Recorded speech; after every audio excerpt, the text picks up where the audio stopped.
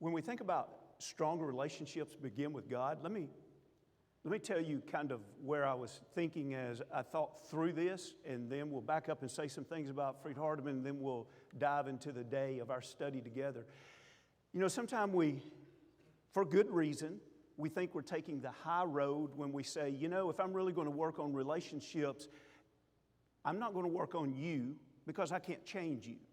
So I'm going to work on me. And because we are the ones that can change us. Nobody else can. And in a relationship, we're the only ones that we have the power over is ourselves.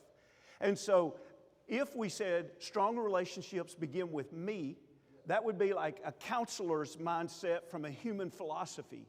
You can work on you. But the challenge with that is it leaves God out of the picture. And if we are truly going to work on stronger relationships as Christians, the first place we start is God, and God changes us. He makes us a new creation. He changes our perspective, and He gives us a different approach as we share in all relationships. And so we'll talk about that from three different, very, very different angles today. And the first one we'll talk about is the idea of what if we stop and we allow God to instruct us as we share in relationships with others. And so we'll be diving into that in a few minutes. I love the opportunity to be with you. I appreciate the kind introduction. I appreciate the Sproles so much. And the Jenkins, you guys just have an amazing staff here. And even your newest intern that's just come on board this week. What a great staff that you have. I bring you greetings from Freed-Hardeman University. We're just a few miles north of you in West Tennessee between Nashville and Memphis, Tennessee. And we have been doing higher education there on the very same address. Are you ready? Since 1869. We just finished our 153rd year of academic studies there. And so of the 13 or 14 institutions associated with higher learning that are associated with the Churches of Christ, we are the oldest. And so the best way to describe us, if we're going to use brevity, just two words, Christian education. Our mission is to help students develop their God-given talents for His glory. They want to be an accountant, how can they do it for His glory? They want to be a medical doctor, how can they do it for His glory? They want to be an attorney, CPA, a nurse, whatever it may be, how can they do it for His glory? We want to help them develop that. And so we're going to do that through education. We're going to integrate three things on a daily basis in that education. And it's going to be strengthening their Christian faith, their scholarship, and their service to God. And so we see that Christian faith exercised on a daily basis, whether it's every faculty and academic staff being faithful members of the Lord's church. Over 80% of our enrollment are members of the Lord's church. We see it in daily chapels, where we come together to study God's Word, but also to share in life together. But we also see it as they leave campus. During spring break this year, these are the 4 countries and about 8 different places across the United States that students chose to organize trips themselves to go on mission trips over spring break. Our mission trips are student-led, 99% of them are. And they organize their flights, they organize working with the church that they're going to go to and what they're going to do. And the student leadership that's developed is absolutely amazing. And so you see the 4 countries there, but then did you notice all across America, from California to Oregon to Vermont, North New York, northern upstate New York, couple of places, 2 different groups came to Florida. It's really amazing the good that takes place. In the life of service, we see it locally as well. As our students go out and serve in the community, we see it in scholarship. You know, there's one time out of the year we press pause, we don't have classes during that day, and students report on what they've been doing research on. And so this past year, we had 13 research posters presented. We had about 40 presentations of students and just a few faculty presenting on what they had been doing research on. And where does all of this lead to? I'm going to turn back a minute so you won't miss this. I don't want you to miss this point. Any mission that touches eternity demands to be done with excellence. And so everything we strive to do with excellence. And so someone makes a bad mistake when they think, oh, if I choose a Christian college like Freed-Hardeman, I'm going to give up some of the excellence in academics. And it's just not true. Instead, you can get a leg up on academics. I want to show you some very real examples. The CPA pass exam rate for the state of Tennessee this year, this is this year's reports of those that had a master's degree when they took it. You'll notice that Freed-Hardeman University is just behind Vanderbilt University. And you can read down the list there. That includes all of the UT systems. That includes all of the other schools. And when we say our College of Business is thriving, our College of Business can compete with anyone's College of Business. Our medical pre-med majors, pre-pharmacy majors, these 7 students here, one is an instructor there that graduated from Freed-Hardeman and then graduated his terminal degree from Vanderbilt. He is teaching with us now. He leads our undergraduate research. The reason that's so important is for students that want to get accepted into med schools. They need undergraduate research. And so those students are on campus now during summer break, and they'll go into the lab and they'll work all day. Because 5 of them plan on next year being in med school and 2 plan on being in pharmacy school. And our acceptance rates for most graduate programs are 98, 99, 100%. Our acceptance rate into med school is right at 90%. The national average is in the 70s. Our acceptance rate into veterinarian school is 90%. The national average is in the 60s. So again, if someone has high expectations, their dreams are high, we can be the best route for them in order to achieve whatever their dreams are. Our data analytics team last year went to the Washington, D.C. Data Fest, and they competed there, and they won it. This year, that same competition was held in Chicago. They went to it, and they won it as well. The Hatchet investment team, these students invest an actual $1 million. It's real. As a matter of fact, the Era is pointing to one of our younger alums, and he supplies the $1 million. And they invest, and it is amazing the opportunities they have to learn. They outperform the market almost every year. They invest like the Russell 2000 fund. I don't have time to tell you the whole story on this, so let me just jump down. One of our commissioners and governor-appointed commissioners in the state of Tennessee in the Department of Financial Institutions visited campus, and I wish I had time to tell you all the things he said that day, as he literally was blown away by what he saw. But here in the bottom right-hand corner is Courtney Middleton, and Courtney Middleton this past summer did an internship in Wall Street. She worked at J.P. Morgan, and there were between 100 and 200 interns that she worked around. She was the only one that was not from an Ivy League school. And she had already served as the fund manager of this fund, and very few of her peers around her, even from Ivy League schools, had ever managed $1 million while they were in college. And so the opportunities that they're getting are amazing. Our students, almost all of them graduate in either 4, 4.5, the most 5 years, and they graduate with an undergraduate degree in business and a master's, an MBA as they graduate. Several already have. We provide opportunities for them to study for the CPA while they're in college. They're ready, well on their way, ready to take the first part of the CPA. We actually are one of the only colleges in the state of Tennessee that offer the CFA prep.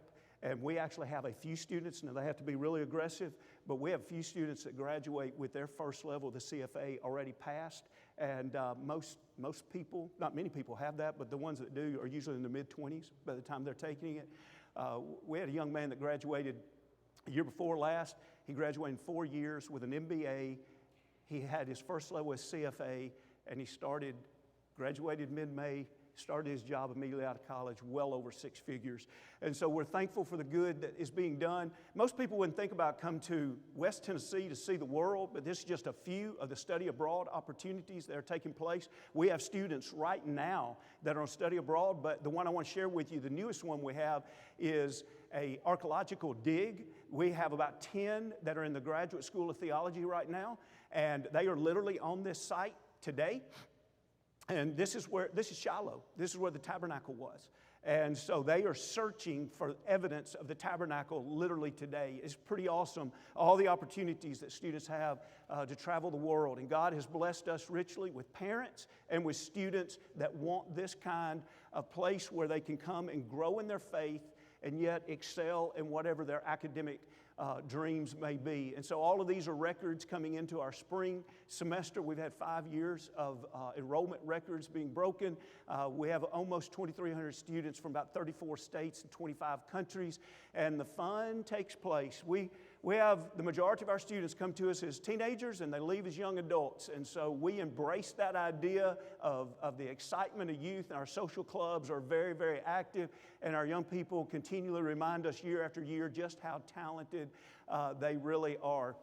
This is last year's, not this year, this is last year's Mr. and Miss FHU. And the reason I put that on the screen for you guys is Miss FHU there, she is from Florida, and just an amazing young woman. I think she's from Davenport, Florida. And then this is this year's, and she is from Alabama, and he is from Kentucky, and just amazing young people. That's the same young lady there, Catherine Crabb. She also won the highest athletic award that is given at Freed-Hardeman University, Heart of the Line. She's an amazing softball player, such a faithful Christian young lady. We have 15 teams. These 4 teams went all the way to the national level, national tournaments this year, had an amazing run. Our guys in basketball went to the Final 8. And I put this picture in here. If you know Freed-Hardeman, it means a lot to you. If you don't, let me tell you the reason I put this here. During Interface, when only the freshmen are on campus for a couple of days, our students always go and float the Buffalo River. And so this is a picture of 5 of them that was taken this past August, floating the Buffalo River. And the reason I love that picture is there's a real good chance that none of them knew each other 24 hours before that. And what's neat is that Freed-Hardeman takes place. And I love this picture to represent this story because it's kind of a blur. There's so many good things that happen spiritually and academically and socially, relationally. And then, in the blink of an eye, it's time to graduate. You say, that's exciting. It is, but also it's kind of sad because people that have become close as brothers and sisters to you are now no longer sharing the room, the suite, or the hallway with you. And it's like family is breaking up. But what's neat is that they'll stay on each other's text threads until they're old people like me. And it's pretty neat to see how that relationship, the Freed-Hardeman experience, never ends. Listen, for a lot of people, college is a 4-year experience. For Freed-Hardeman, it is an experience that goes through us with eternity, toward eternity. Hey, this is just a picture of about half of our campus. We would love for you to come and be with us. By the way, those of you that haven't been there in a while, you're like, I don't remember that oval there. I'll give you a hint. We call that the Bader Oval. So now you see what's missing. The Bader Gymnasium used to be there. But hey, come and visit us. Mid-South Youth Camp has 1-week sessions for elementary, middle school, and high school. And we have kids from all over the U.S. come to it. There's 8 1-week sessions, June and July. So they'll be starting up soon. Go online and register for those and send your kids, your grandkids there. Also, Horizons is the first week in July. We have to cap it at 975 students, so we always turn campers away. So jump in that early and come and be a part. That's junior high and high school. It's an amazing week also on campus. The theme this year is still, and us trying to find the presence of God in our stillness. And then this is last year's lectureship theme. This coming year is going to be on the book of Revelation and the victory we have through Jesus. And so if you haven't been, I know some of you come all the time, but if you haven't been, it's the first week in July. There'll be over 125 sessions, and it's still probably the second largest lectureship in the Brotherhood literally around the world. And so it's an amazing time together. We have men's and women's sessions and children and teenagers. There's just all kind of powerful and wonderful opportunities that week. And so come and be a part of that week with us.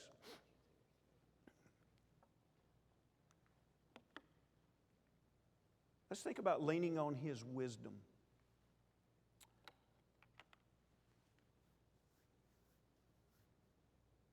Have you ever thought about maybe why people don't like you? That's a pretty bold statement for a guest to say to a church family, right? So, don't want to be abrasive, but just think with me for a moment. Why is it that there are people that a lot of people don't like? Maybe you have a friend that's like that. And every time you're around that friend, they're telling you about some other situation they're in. You know, like you have lunch with them this week and they're like, oh, my family's driving me crazy. I'm just in the worst family. And then the next time you're with them, they're like, my work. I work around the worst coworkers in the world. And then the next time you're around them, they say, oh, our neighbors, you won't believe the guy that lives on the right of us. You wouldn't believe what he did yesterday. And you know, before long, you have to call time out and say, you know, I see a common denominator in all these stories, and it's you. You know, we have to own the fact that every day we make decisions in how we interact with others. And we can either make decisions that are wise and they build strong relationships, or we can make decisions that are foolish and they constantly chip away at relationships. Now, when I use wise and foolish here, I want you to know that I'm using it in the way that the Bible would use it, in the way God would teach it. In other words, from an earthly standpoint, we sometimes equate wisdom with just living life for a while. And so if you're older, you're just naturally wiser. And I want you to know that the Bible would not back that up at all. In other words, there's a lot of old fools. Living a long time has nothing to do with whether or not you're wise. We're talking about James, the 3rd chapter. Read the last half of the chapter, and he breaks down very precisely that there is a wisdom from above and the beauty that it gives us in living a peaceful and good life with others. Or we cannot seek wisdom from above and just pull from earthly experiences and just life. And the two lives will look totally different. Now, the beauty of wisdom itself, as we look especially in the book of Proverbs, is that the book of Proverbs is written in short, pithy sayings. It's written in a way that each of them not only shares a thought, usually about something very practical in life, but usually it shares a thought that provokes other thoughts. In other words, when you read the first chapter of Proverbs and the first paragraph of Proverbs, what we learn is that we have to learn how to learn to read Proverbs. And so if you spend a lot of time in Proverbs, you've already forgotten that. You have forgotten that when you first started reading Proverbs, you would read a Proverbs and you would say to yourself, I don't really get what that means. But then after you start spending time regularly in Proverbs, you read Proverbs and they make so much sense that it just clicks. You're like, oh, dealt with that yesterday. Yes, I know what's coming up this week and I'm going to be dealing with that one. And so it's just the opportunity to have continual guidance. I want to pause here and I want to tell you a story just on the lighter side. It's not a perfect example of godly wisdom. I just want you to see and appreciate the idea that when wisdom is present, you have to have that aha moment. I love the story. It's cheesy, all right? I love the story about the barber who is cutting hair in a little country town, and he looks through the window, and he sees a little boy approaching his barber shop, and he interrupts all the customers that are visiting with each other, and he says, guys, watch this. The dumbest kid in town is about to walk in the door. Watch this. And so the little boy walks in, and he greets everyone and speaks to them in a kind manner, and while he's doing that, the barber is turning back to his cash drawer, and he's getting two quarters in one hand and a dollar bill in the other hand. He says, son, come here. Which hand will you choose today? And the little boy walks over and he takes the 2 quarters. He says, thank you, sir. He tells everyone goodbye and he walks out the door. As the door closes, the barber chimes in again. See, guys, told you.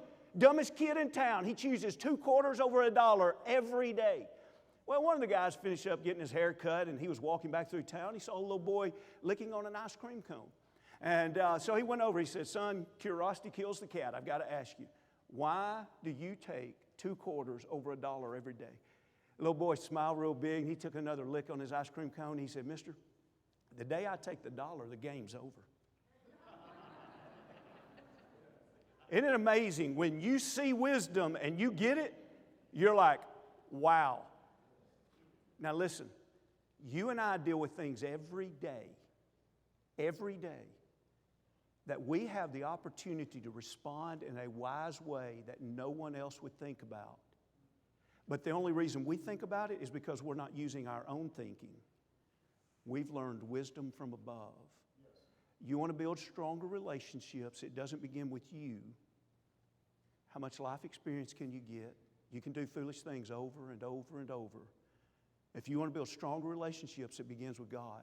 God, I want you to teach me how to interact with my spouse, with my children, with my parents, with my grandchildren.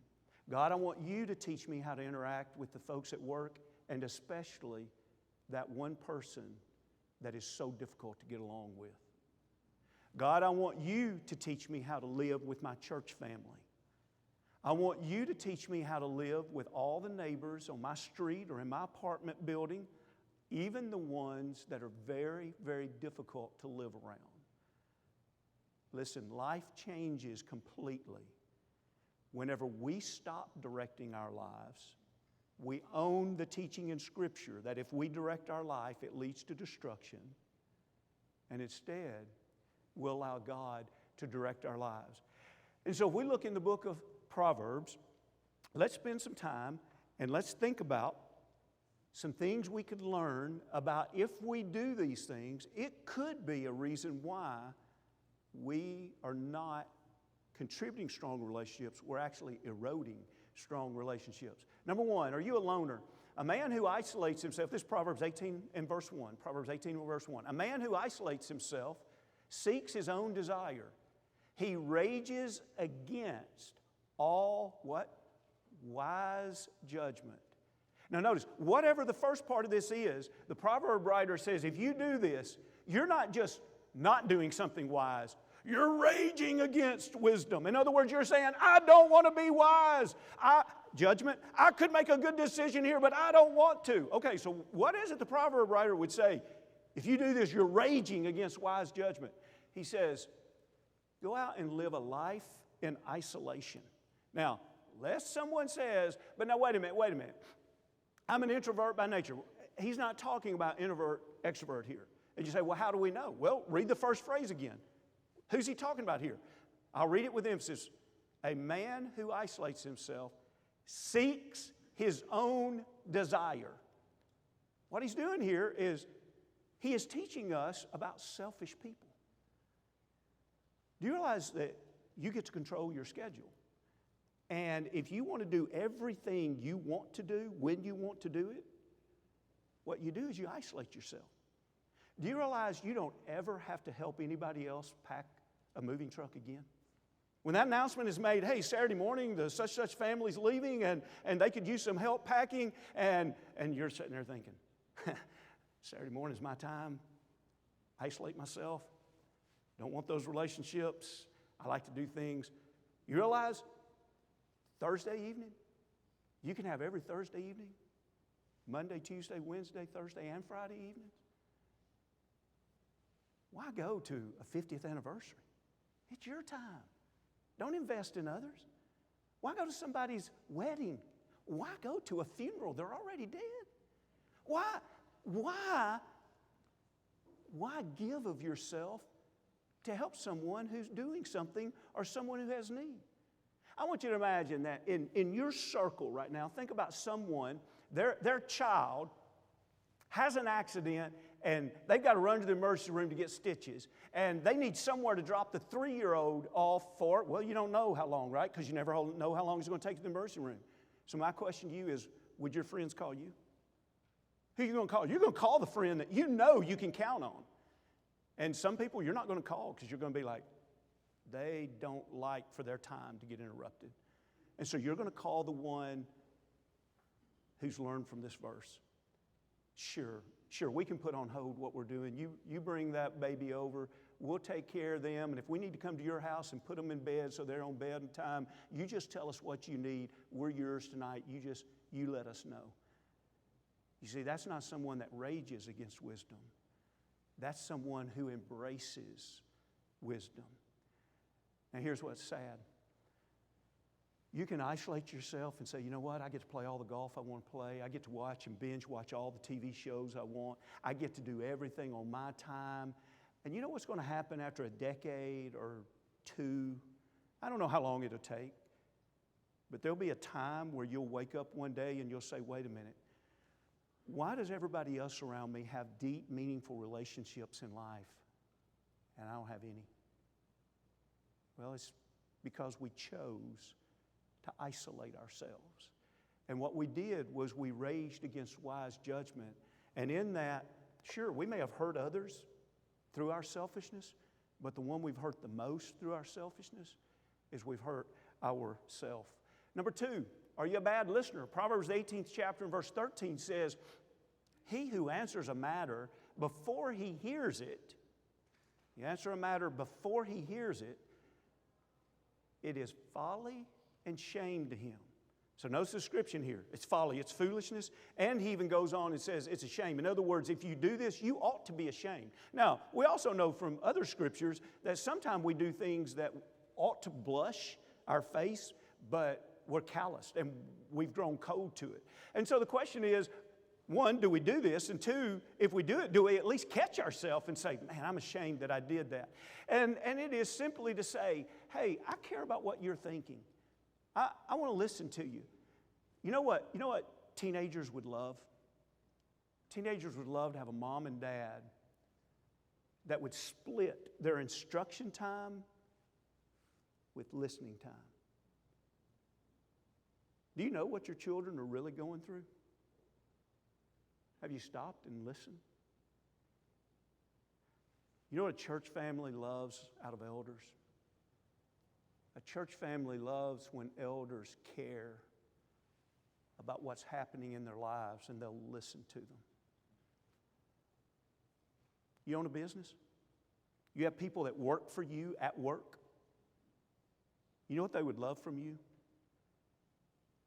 They would love for you to listen and know what they're going through, so that if you're a parent or an elder or a supervisor or an owner and you're making decisions, which you do, that's the place of authority. And what they would love to know is that you care enough to know them before you make those decisions. I've sometimes wondered if it was just a North American thing, or if it was true elsewhere. And so several years ago, I was in El Salvador on a mission trip, and we were visiting the public schools there. And so you have all these beautiful, dark-haired and dark-complected teenagers. Most of them were probably about 17 years old in the room I was in, and they all have their uniforms white. I don't know how they get, there's so much dust around there. How does the white shirt get any whiter? It's amazing. It's amazing. And then they all have either the navy pants or skirts on. And so I'm in this room, and I'm about to teach a Bible class, but leading into it, I'm talking a little bit about this, and I thought about this very fact I just mentioned to you. And I've talked with so many teenagers that, you know, that in their anger, they'll just be like, my parents don't care. They won't even listen to me. And it's a real problem. And so I thought, I wonder in this third world country if that's a problem as well. And so toward the beginning, you know, I'm speaking through a translator. Towards the beginning, I said something to this effect. I said, I want to ask you a question before I get started. I said, they're all smiling, you know. And I said, how many of you wish that your parents would just listen to you so that they knew everything that you were dealing with in your life? And you know what they did? They had this beautiful smile because it hadn't been translated yet. So then the translator says in Spanish, how many of you wish that your parents would listen to you so that they know what you're going through? And it was weird because, you know, I'm listening to this, and I'm hearing the translator say that, and it's like you just took this magic board. Every smile disappeared. Every smile was gone in an instant. And those 17-year-olds, every one of them put their hands straight up. Guys and girls, every one of them. We long for someone to listen before they would give an answer. It's the sign of strong leadership. It's a sign of true leadership. It's the example that Jesus taught us as He went about constantly taking time to spend time with other people as He led them. And so I want to encourage you, and this is much on, it's important, but it's kind of on the lighter side. This is just a little detail. I don't want you to lose in this little detail the big picture of how important it is for us to listen. But let me give you this just as something to think about. You know, how many times have you been talking with someone about something they really needed to know? and you realize they're trying to say something because their mouth is going like this. You know, and you realize they're just waiting for me to take a breath. And whenever I take a breath, they're about to say something. When you want to be like, you know, you ought to be listening right now instead of getting ready to talk right now. And you know, there's some people, they do it regularly. And one of these days, I'm going to get enough courage of it. Here's what I'm going to do. When I see someone doing that, I'm just going to start like saying the ABCs. And I'm going to see how far I can go into the ABCs before they've realized I've stopped talking. I bet with some people you could get to Z, and they're still going to be going. You know, what about if someone's talking to you, you press pause and listen. Don't think about what your response is going to be. Don't think about what you're going to say next. Here's what it comes down to. What if you and I could truly love and respect someone so much that we say, you know what, if you have something on your heart, I want to listen to you. Because honestly, one of the sharp signs of disrespect is to say, I don't care what you're thinking. I don't need to listen to you. I can make decisions in this family without you. I can lead this church without your input. I can lead this business without your contributions. Now, when you put it bold like that, you're like, well, that doesn't sound so good. Well, that's what this wisdom is about right here. How foolish and how shameful it is to think that people in your life don't deserve to be listened to. Notice the third one. Do you tell all that you know? Proverbs, the 12th chapter, verse 23. A prudent man conceals knowledge, but the heart of fools proclaims foolishness. So we've got foolishness here, the heart of the fool. Let's foolishness abound. What's abounding? It's the idea of, hey, let me tell you what I heard yesterday. Let me tell you what I saw this morning. And you say, well, what is a prudent man? You know, the idea of prudence, it's not this simple, but one aspect of prudence is that prudent people, and that's oftentimes simultaneous with wisdom. And so the wise or the prudent person will usually make a decision at the moment based on the long-term consequences. If you think about it, most of the worst decisions you and I have made in our life, notice I didn't say all, but most of the worst decisions you and I have ever made in our life, we make them based on short-term, and then we make that decision and we're like, wow, long-term, that was a horrible decision. And yet you flip that over, some of the best decisions we make in life is when we make that decision long-term. And we say, you know, right now, this is what's best long-term. What's best long-term in a relationship? Not telling everything you know. You know, some people, they see something and it's embarrassing to the person that it just happened to. And they immediately can't wait till they see somebody else so they can tell them about it. That's foolishness. That's the last part of that. That's the heart of a fool that proclaims foolishness. There's people that they just love the latest gossip, not just because they want to hear it, but they can't wait to go tell others the latest gossip.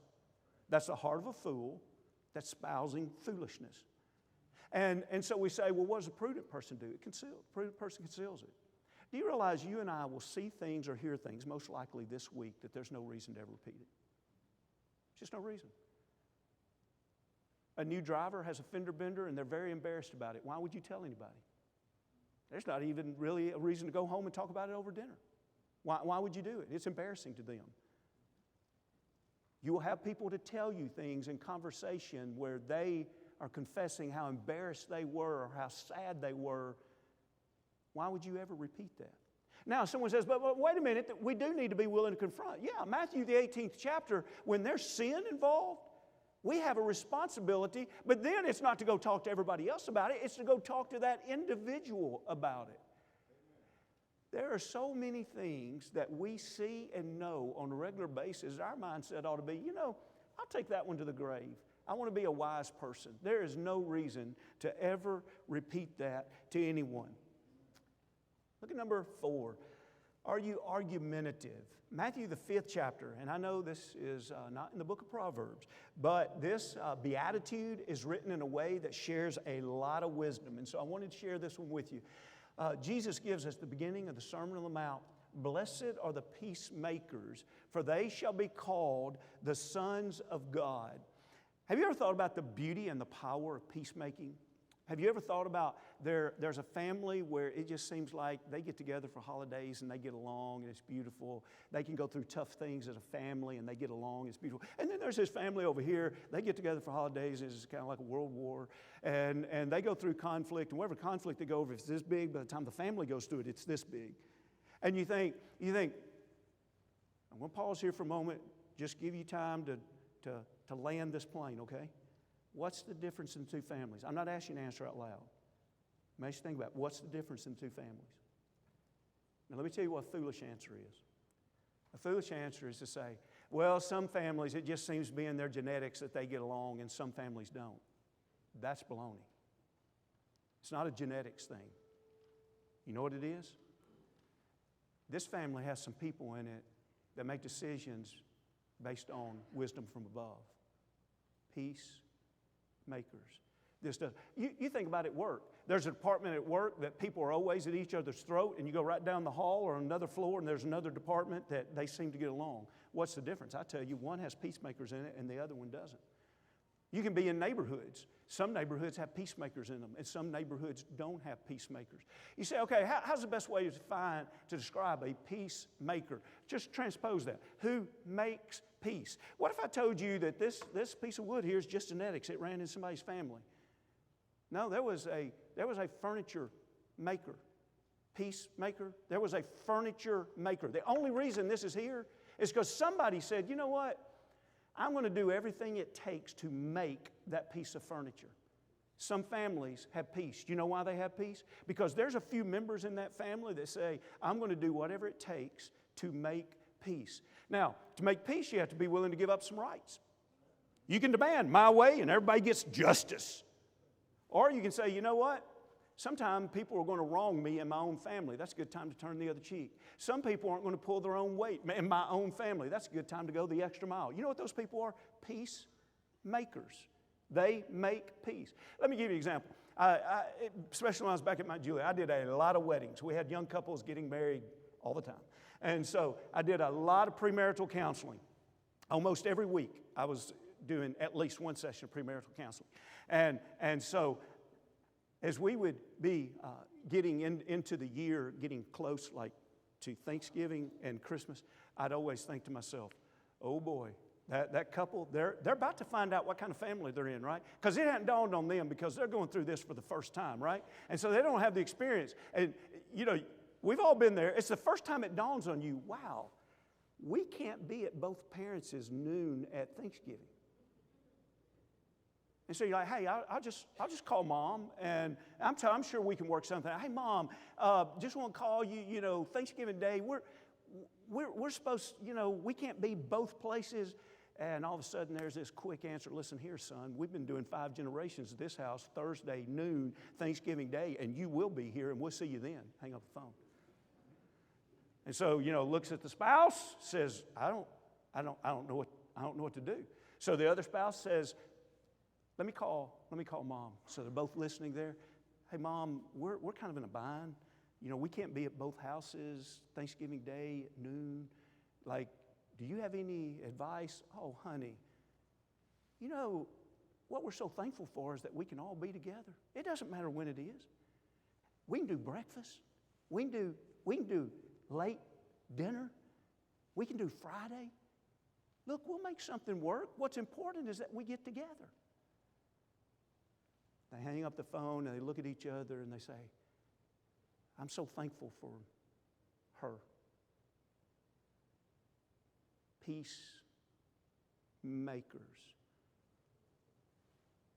They make life better for everybody.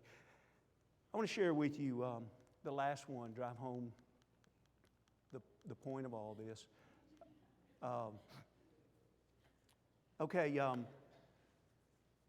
Proverbs 27th chapter, verse 14. Are you Are you loud in the morning? Somebody just got an elbow in the rib. More than one of you did. I know you did. All right. Are you loud in the morning? You want to make people not happy about your presence. Are you loud in the morning?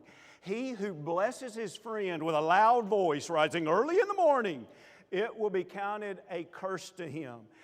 You know, we're all born differently, right? I was talking to my daughter yesterday. I was with them yesterday morning, and her youngest, her little two-year-old, if she had her way, she would stay up to midnight and sleep to noon every day. She's only 2 years old. And my daughter looked at me and she said, "Isn't it amazing? Like they're just born that way. Like they're just born that." I said, "Yeah, they are." And so there's some of you that you feel like the best time of the day is around 5 o'clock in the morning. And you probably share a house with a lot of other people that don't feel that way. And so, you know, for those individuals that go in with a loud voice, my dad grew up on a dairy farm, and my dad thought about 4:45 was the best time of the day. And when his feet hit the ground in the morning, I mean, he was ready to go. I grew up on a farm too. And dad would come into my bedroom, and he was a blue-collar worker. And so on Saturdays, we worked the farm on the evenings and Saturdays. And so he would come wake me up, and, you know, he didn't care. Now, Mom cared. He didn't care how late I stayed out on a date on Friday night because he knew he was going to get me up so early I'd go to bed the next time. That was his mindset. And so he would come in, and he would be like, "Hey, Dave, who won the football game last night? How's it going?" And I'd be like, Dad, can we talk about this later? He would be in the kitchen and other end of the house from my room, and you could hear him, "Claire, what can I help you do at breakfast?" Slamming cabinet doors, and you would constantly hear her say, "Roy, you're going to wake everybody up." And even if we had guests in the house, when it was just family, and we're going to have guests in the house, she would literally say to it, "Roy, you have got to be quieter in the morning. We're going to have guests in the house, and you're going to wake everybody up." My dad, I don't say this lightly, what I'm about to say to you, he was the wisest man I've ever known. His godly wisdom far exceeded. He was on Solomon's level. He's an amazing man, godly man. And he read a chapter out of Proverbs every day of his life. Most months, a lot of months have 31 chapters. 31 days. Proverbs has 31 chapters. My challenge to you is for the rest of your life, read a chapter of Proverbs every day, but read it saying, "What am I going to change?" This was back before the days of answering machines, not just cell phones, before the days of answering machines. And one of those rare occasions where Dad and Mom were out and I was at home, that never happened because Dad always went to bed right at 8 o'clock. And so I was reading my Bible before I went to bed that night. I was reading in Proverbs. I was reading Proverbs 27th chapter. And I read verse 14. I did a double take. I'm like, this is unbelievable. This is like my dad's book. This is too good to be true. And so if you're as old as me, you know in those days and time, beside the phone that had a cord attached to the wall, you had a piece of paper there and you wrote everybody's notes. Hey, so-and-so called, whatever. And when you came in, you checked whatever messages you needed to know. And so I went to that place because I knew when they got in, they would check there. And I just said, "Dad, you got to read Proverbs 27:14 before you go to bed tonight. Circle it, underline it." Went to bed. The next morning, the house was silent. The next morning, the house was silent. Got married, bring my family back home, spend the night. The house was silent. There was a reason why my dad was so wise. If he read something in God's holy word, he followed it. I don't know why that verse always went over his head before that day, but once it was pointed out, he followed it. Listen. You can't say you're in pursuit of wisdom if you're not reading about wisdom on a regular basis and reading it every day to say, what can I change today to be a greater reflection of the Lord? How powerful our relationships will become whenever we interact with others based on who our God is instead of who they are. Thank you for the study together.